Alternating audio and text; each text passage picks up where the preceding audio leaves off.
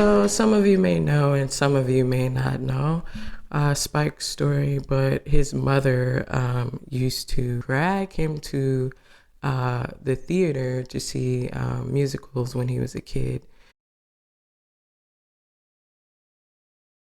Well, I would consider it a musical, School Days, so they had Good and Bad Hair. Also the scene in Malcolm X, and those zoot suits and doing all the dancing and stuff. So the next thing that Spike is actually working on is a musical actually about Pfizer's birth of Viagra. A musical about the birth of Viagra. I am all tuned in, Spike. What's up? No. A couple of musicals that I would like to recommend. Stormy Weather, which came out July 21st, 1943 in New York and was directed by Andrew L. Stone. It stars the beautiful Lena Horne, the always fly Cab Calloway, Bill Robinson, and Fats Waller. Cabin in the Sky, which came out April 9th, 1943. Directed by directors Vincent Minnelli and Busby Berkeley. And it stars Ethel Waters. If you don't know her, you better look her up or watch this movie. Lena Horne and Eddie Anderson, who is so funny. And then the next one, Jesus Christ Superstar, which the one that I like is the one that came out August 15th, 1973. Directed by Norman Jewison, and starring Ted Neely, Carmen Jones, which came out October 5th, 1954, all black cast, and directed by Otto Preminger. Starring, of course, Dorothy Dandridge, Harry Belafonte, and you know that scene where he's singing, one of my favorite scenes, he's singing by this tree, and they got him all oiled up. Woo! Our musical, that I just checked out within the past year or so, Fiddler on the Roof, which is a Jewish film or a musical, and it's directed by Norman Jewison. It came out November 3rd, 1971. The one I'm referring to anyway. I'm sure there's been many. Back to Jesus Christ Superstar. I just want to talk about the music. It's like mixing rock and mixing funk and all that with, Jesus Christ.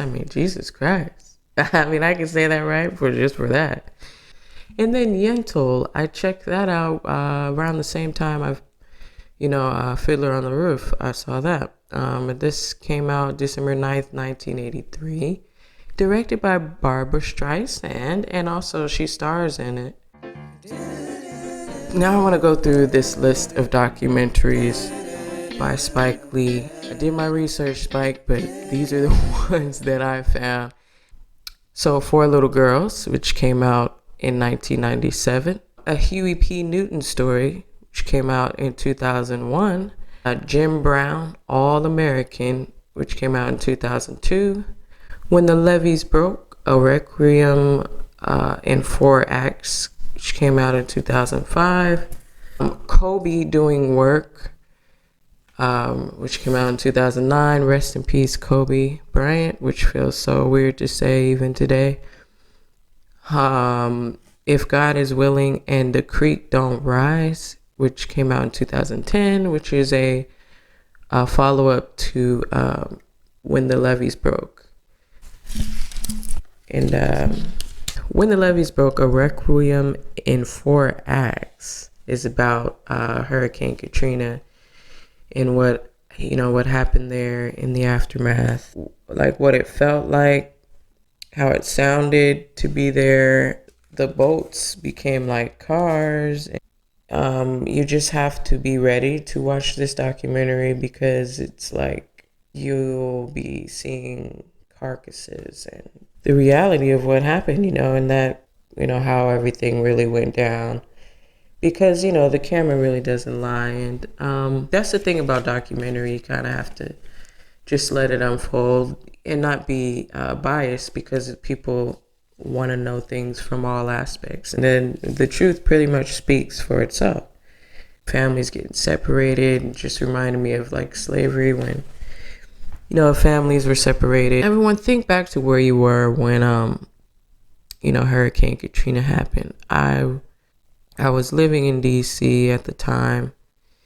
You see on the news that this is happening. People told me their stories.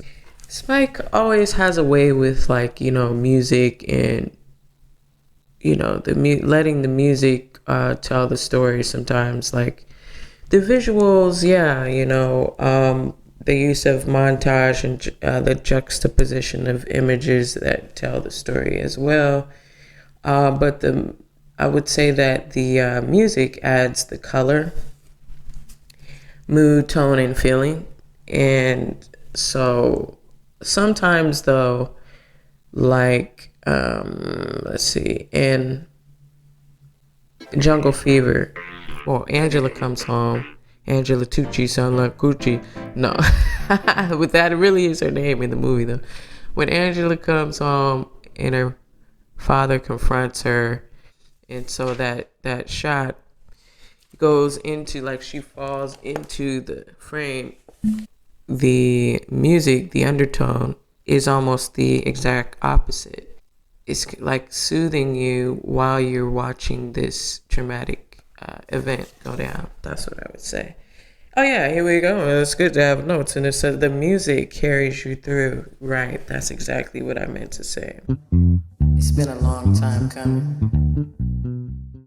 Terence Blanchard. Okay, he's a musician and composer. And if you know Spike Lee joints, then you know that on most of the Spike Lee joints, he did the music. The scene that was very powerful to me, it's pretty much just Terence Blanchard playing his trumpet and walking through the ruins of New Orleans.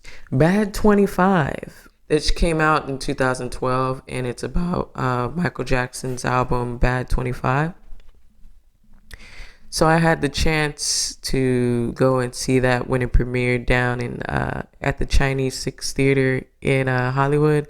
I happened to be down there for another film festival and then another conference I was at. But I happened to go to one of my other favorite places, which is a coffee shop. So I sat down. I got a copy of the LA Weekly. And I was checking out which film I was going to check out next. The schedule of that particular festival. Oh, it was the Hollywood Black Film Festival. And so I looked down, I said, oh my God, Bad 25 in it. Because I didn't know where this theater was. And then I asked the barista, I was like, okay, so where's the Chinese Six Theater? They're like, go out and take a left, take another left, and then go down. Oh my God, I was sweating by the time I got there. And I looked up and I was there right on time. But anyway, Bad 25 is available on YouTube, iTunes, and Apple TV. But you gotta pay, baby. Mike Tyson, The Undisputed Truth, he did with HBO back in 2013. It's a very intimate look at Mike Tyson, and he's kind of just leading the way, and Spike is doing the visuals in the back, which was very cool. And another documentary, Michael Jackson's journey from Motown to Off the Wall, which Spike directed back in 2016, and that's available on Apple TV. Then also in 2017, he did a doc about Rodney King, and that is on Netflix.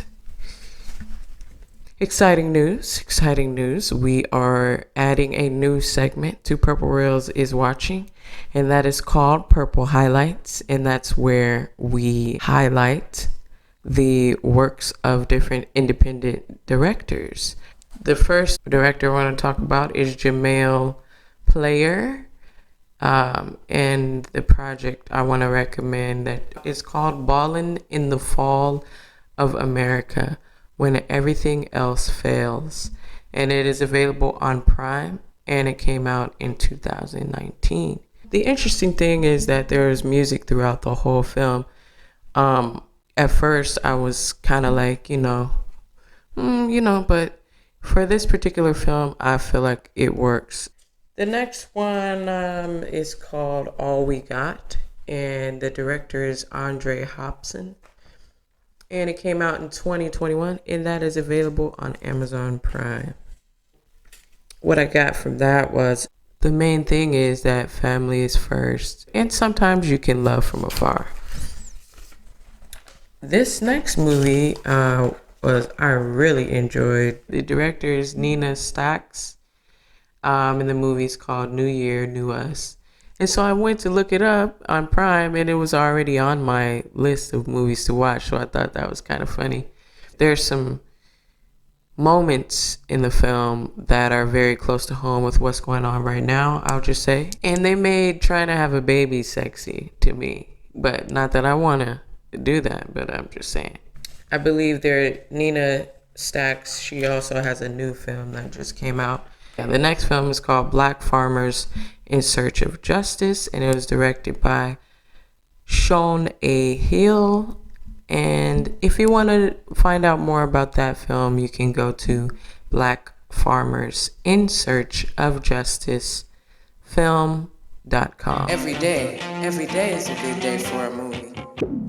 And the next project is a short film, but short films are great and phenomenal too in their impact. So it's called The Black Boys Infinite Project, and it's available on YouTube. I really enjoyed that short. It has to do with showing love to our young Black kings. And the next film is called Crisis Function, and it is available on YouTube and starring Anita Nicole Brown, Nathan Brendan Masters. He is the producer, the director, the writer, the composer, the editor, and he also did some graphic design on this movie. You know, man, that's awesome that you did all that. I mean, I'll just say, but I know it took some patience and skill and all that. Whew, brother, man. Crisis Function, so check that out on YouTube. And the next one is, it's a fan-made film, but it's called Blade Origins, and it was written and directed by Zach Porter. Shout out Zach Porter. I thought it was awesome. Like, you know, it's a mini series, and they're just little vignettes. So I'm proud to announce the new wave and the new direction of Purple Reels LLC. This season, I want to get into sharing some more works of independent filmmakers. So please send the links to your projects and contact info for your chance to be featured on one of the episodes of Purple Reels is Watching. Be looking out for Spike's musical about the birth of Pfizer's Viagra. Woo! I will see you next time. And remember that #film is life and Purple Reels is watching. And every day is a good day for a movie. Purple Reels is watching. Purple Reels is watching. Purple Reels is watching. Because every day is a good day for a movie.